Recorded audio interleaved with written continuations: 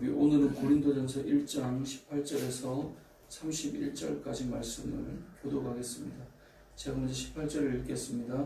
십자가의 도가 멸망하는 자들에게는 미련한 것이요 구원을 받는 우리에게는 하나님의 능력이라. 영광과 지혜 있는 자들의 지혜를 폐하고 총명한 자들의 총명을 피하리라 하셨으니, 지혜 있는 자가 어디 있느냐, 선비가 어디 있느냐, 이 세대의 변론가가 어디 있느냐. 하나님께서 이 세상의 지혜를 미련하게 하신 것이 아니냐. 하나님의 지혜에 있어서는 이 세상이 자기 지혜로 하나님을 알지 못하므로 하나님께서 전도에 미련한 것으로 믿는 자들을 구원하시기를 기뻐하셨다. 유대인은 표적을 구하고 헬라인은 지혜를 찾으나 우리는 십자가에 못 박힌 그리스도를 전하니 유대인에게는 거리끼는 것이요 이방인에게는 미련한 것이오되, 오직 부르심을 받은 자들에게는 유대인이나 헬라인이나 그리스도는 하나님의 능력이요 하나님의 지혜니라. 하나님의 어리석음이 사람보다 지혜롭고 하나님의 약하심이 사람보다 강하냐. 형제들아, 너희를 부르심을 보라. 육체를 따라 지혜로운 자가 많지 아니하며 능한 자가 많지 아니하며 문벌 좋은 자가 많지 아니하도다. 그러나 하나님께서 세상에 미련한 것들을 택하사 지혜 있는 자들을 부끄럽게 하려 하시고, 세상에 약한 것들을 택하사 강한 것들을 부끄럽게 하려 하시며, 하나님께서 세상에 천한 것들과 멸시받는 것들과 없는 것들을 택하사 있는 것들을 폐하려 하시나니, 이는 아무 육체도 하나님 앞에서 자랑하지 못하게 하려 하시니라. 너희는 하나님으로부터 나서 그리스도 예수 안에 있고 예수는 하나님으로부터 나와서 우리에게 지혜와 의로움과 거룩함과 구원함이 되셨으니, 기록된 바 자랑하는 자는 주 안에서 자랑하라. 누군가 그렇게 하려 합니다. 아멘. 오늘 본문의 시작은 이것입니다. 십자가의 도가 멸망하는 자들에게는 미련한 것이고 구원을 받는 우리에게는 하나님의 능력이 된다라고 말씀하고 있습니다. 이 말은 십자가의 도가 되는 복음이 선포되면 반드시 믿는 자와 믿지 않는 자가 나오게 된다, 이 말을 하는 겁니다. 그러니까 우리가 복음을 전해보면 저 사람이 하나님을 믿을 사람인지 아닌지가 이제 보여지기 시작합니다. 전하기 전에는 몰라요. 우리가 왜 복음을 전해야 하냐면, 복음을 전해야 저 사람의 마음에 복음이 필요한 자인지 아닌지, 그 받아들일지 아닐지를 알게 되거든요. 그러니까 오늘 본문의 시작이 그것입니다. 십자가의 도라고 하는 것은 복음이 선포될 때 믿는 자와 믿지 않는 자가 나눠지게 되는데, 특별히 믿지 않는 자들이 왜 그런가를 설명을 해주는 것입니다. 그리고 그 이유가 뭐냐면 18절에 보니까 멸망하는 자들에게는 뭐라고요? 미련한 것이요 라고 되어 있어요. 이 말은 복음을 받았을 때 불신자, 믿지 않는 자들은, 멸망하는 자들은 복음이 미련해 보인다는 거예요. 그러니까 우리는 복음을 받아들이고 살아가는데 실상 예수님을 믿지 않는 사람들에게는 이 십자가의 도가 너무나 터무니없는 그런 이야기로 보인다는 거죠. 그래서 21절에 가보면 이 세상이 자기 지혜로 하나님을 알지 못한다라고 말씀하고 있는 것입니다. 특별히 이 복음을 전할 이 당시에 유대인들과 헬라인을 나눠서 설명을 해주는데, 당시 유대인들에게는 나무에 달려 죽은 자는 저주를 받은 자라고 신명기 21장 23절에 말씀하고 있거든요. 그러니까 나무에 달려 죽은, 십자가에 죽은 예수 그리스도가 어떻게 복음일 수 있느냐, 유대인들의 생각으로는 받아들이기가 너무 어려웠던 거예요. 헬라인도 입장이 마찬가지입니다. 당시 이 십자가라고 하는 것은 로마 시대 최고 형틀이었잖아요. 그러니까 십자가라고 하는 것이 저렇게 처참하게 죽게 만드는 그런 도구였고, 그렇게 죽은 죄인된 예수님을 받아들인다? 그건 너무나 미련하고 어리석어 보이는 거예요. 그러니까 우리가 이 복음을 전해보면 현대의 이 사람들도 마찬가지입니다. 이 십자가의 도에 대해서 이게 너무 미련해 보이는 거예요. 그래서 예수 믿는 사람에 대해서 어리석다거나 미개해 보인다거나 이렇게 느끼게 되는 거죠. 그게 오늘 본문에 나오는 18절의 말씀입니다. 십자가의 도는 멸망하는 자들에게는 미련해 보인다 라고 하면서 이제 그것을 설명해 주는 거죠. 그런데 그들이 그것을 이해하기에는 사실은 어렵다라고 하는 것을 이제 오늘 본문이 말해주고 있는 건데요. 그래서 26절에 이렇게 말씀하는 겁니다. 우리 26절을 같이 한번 읽어보겠습니다. 시작. 형제들아 너희를 부르심을 보라. 육체를 따라 지혜로운 자가 많지 아니하며 능한 자가 많지 아니하며 문벌 좋은 자가 많지 아니하다. 무슨 말일까요?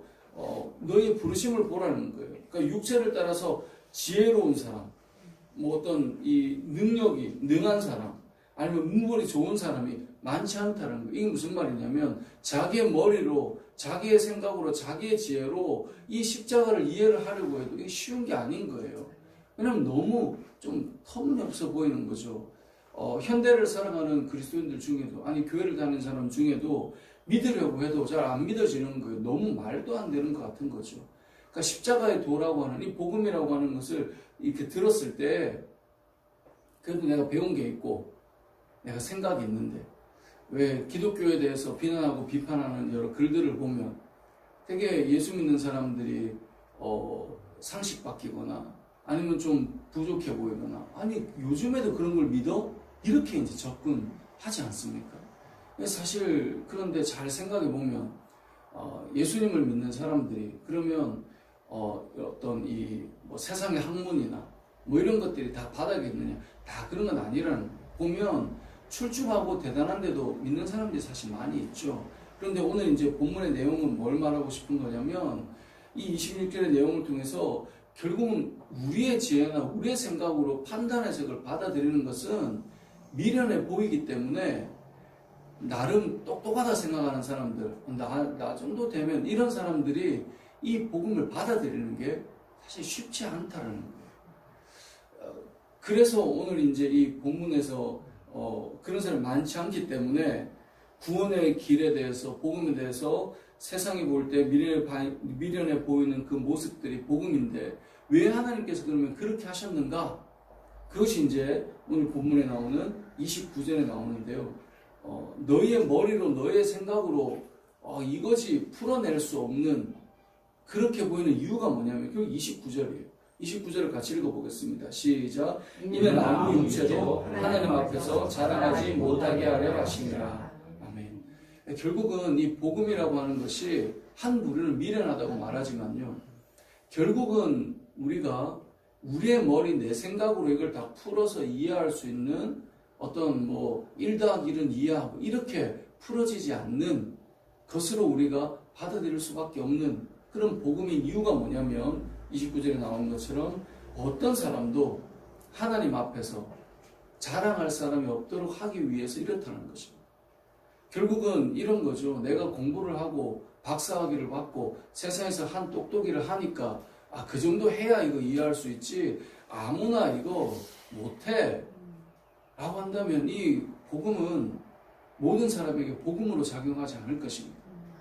세상에서 우리가 살아갈 때 흔히 이제 엘리트주의라고 하는 훌륭한 사람들, 타고난 사람들 중심으로 예수님을 믿게 되겠죠. 그러면서 말하겠죠. 이 정도는 해줘야 너가 구원을 받는 거지. 이렇게 흘러가게 된다.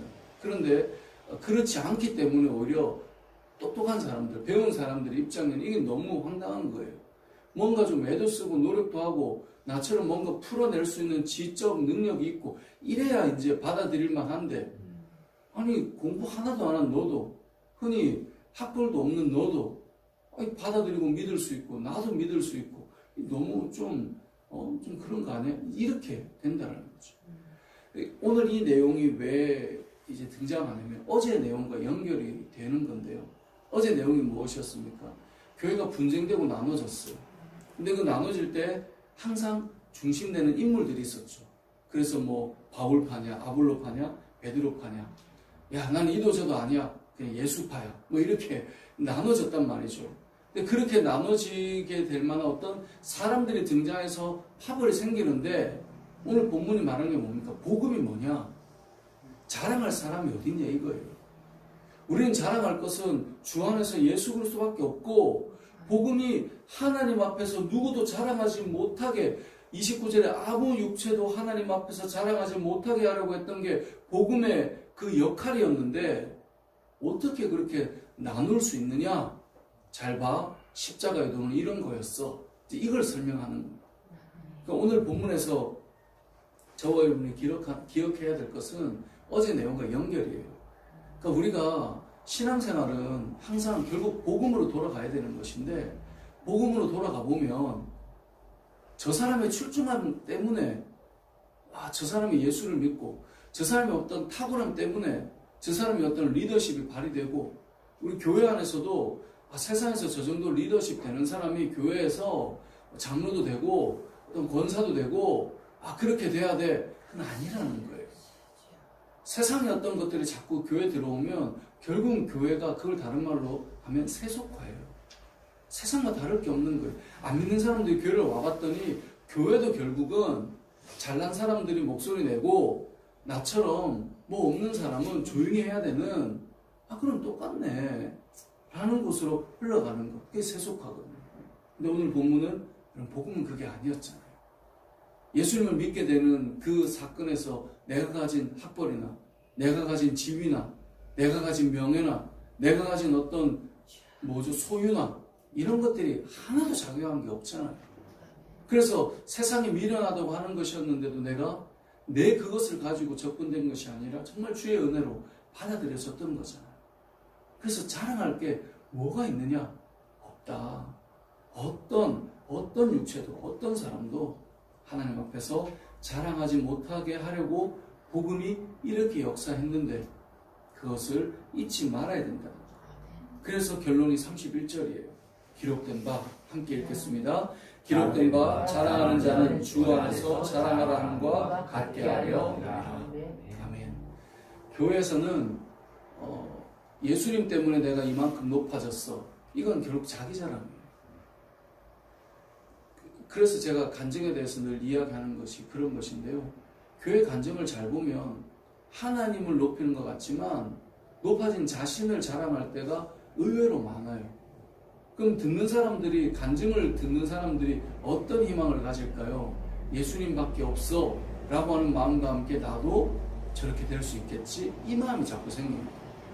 저렇게 기도했더니 저 집 자녀가 예전에 그런 분들 계셨잖아요. 근데 이제 아이비리그에 가서 최고의 학벌을 가진 자녀가 됐어. 기도로 키웠더니 이렇게 됐습니다. 듣는 사람이 하나님께 영광이 아니라 어떤 마음이에요? 우리도 기도해서 자녀를 저기 보낼 수 있겠구나. 그러니까 결국은 하나님은 하나의 매개체이고 간증이고 자랑도 보면 하나님이 없는 게 아니죠. 하나님을 자랑하는 것 같지만 앉아있는 사람이나 전하는 사람이나 결국 남아있는 건 여기 나오는 세상의 문벌, 세상의 능한 자 이런 것들로 세워져 있게 되는 거죠. 그러니까 교회에 처음에 올 때 어떤 마음을 가지겠습니까? 내 인생의 모든 것이 무너져도 그리스도로 인해서 내가 살게 되는 것이구나 이런 마음이 아니라 무너진 내 인생을 결국은 나도 다시 한번 재기시켜보자. 이게 어떤 신앙의 핵심이 되어버립니다. 그러니까 흔히 말하는 우리가 기복신앙이라고 하는 것이 교회 안에 정착이 될 수밖에 없고요. 그리고 교회 안에 세속화의 바람이 일어나게 되고요. 신앙생활을 하면서도 더 기도해서 이만큼 된 것처럼 우리가 살아가는 어떤 위치가 자꾸 신앙의 어떤 능력치처럼 공로로 연결되어서 가는 거죠. 그런데 오늘 본문은 그게 아니다는 걸 말하고 싶은 겁니다. 여러분, 저도 이렇게 신앙생활을 하면서 많은 믿음의 성도님들을 만났지만 정말 이 노년에 이르러서 아무것도 가진 것 없지만 내 인생에 하나님밖에 없었다고 고백하는 그런 어떤 믿음의 선배들을 만날 때 그분들이 그래서 얼마나 세상에서 올라갔습니까? 그것을 한 번도 물어본 적이 없어요. 그냥 그분의 그 인생을 살아냈던 것 자체가 얼마나 귀하고 숙연하게 만드는가를 경험하게 되는 겁니다. 세상을 사는 사람들이 제가 나보다 더 높이 있으니까 교회 다녀봐야지 이런 사람들이 혹 있을지는 몰라도 그 신앙으로 오래 가지 못해요. 그런데 나는 이만큼 가졌는데 쟤는 뭐도 없는데 저 안에는 뭐가 있는 거야 도대체. 이게 그 사람을 바꾸게 되는 진짜 복음인 거예요. 나는 이만큼을 올라갔는데 이만큼 나는 이만한 위치에 섰는데 어떻게 제가 나보다 더 기쁘게 복음을 전하지? 이해가 안 가는데 이게 복음의 능력이라는 거예요. 그래서 말씀하고 있는 겁니다.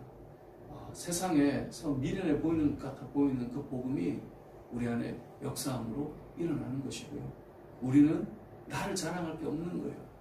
내가 이만한 목사지, 내가 이만한 성도야, 자랑할 게 없는 거예요. 오직 주님만이 자랑되고 나타나는 것입니다. 말씀을 맺겠습니다. 오늘 본문을 통해 우리가 기억할 것은 어제의 연결고리입니다. 이러한 파 나오지만 잘 봐라. 그들이 우리를 위해서 십자가에 못 박히는 그게 어디가 있느냐? 우리가 그들의 이름으로 세례를 받았느냐? 그거 아니지 않느냐? 그러면서 말씀하시는 것이 복음이 뭐였냐? 복음이 이런 거 아니었냐? 라고 오늘 결론을 지으면서 자랑하는 자는 주님만 자랑하라. 이것이 복음의 핵심이었음을 잊지 말자는 것입니다. 우리 은혜 올림픽에 속한 저와 여러분이 자랑할 때는 주님만 자랑하면 됩니다. 그 자랑으로 인해서 교회는 더 하나님께서 기뻐하시는 모습으로 세워질 것이고요. 세상에서 볼 때는 미련해 보일지 몰라도 결국은 히브리서에 가보면 세상이 두려워하는 거예요. 그들은 많이 가진 것 같고 우리는 없는 것 같은데 우리가 너무 담대한 거죠. 우리의 인생의 끝자락에 우리는 너무나 평안하고 담대해 보이는 거죠. 그래서 세상은 감당하지 못하는 거예요. 왜냐하면 그들은 이것이었는데 그게 우리를 못 이기니까요. 그것이 교회였고 그것이 믿음의 사람이었는데 그런 저와 여러분의 삶이 되시길 주님의 이름으로 축복합니다. 아멘.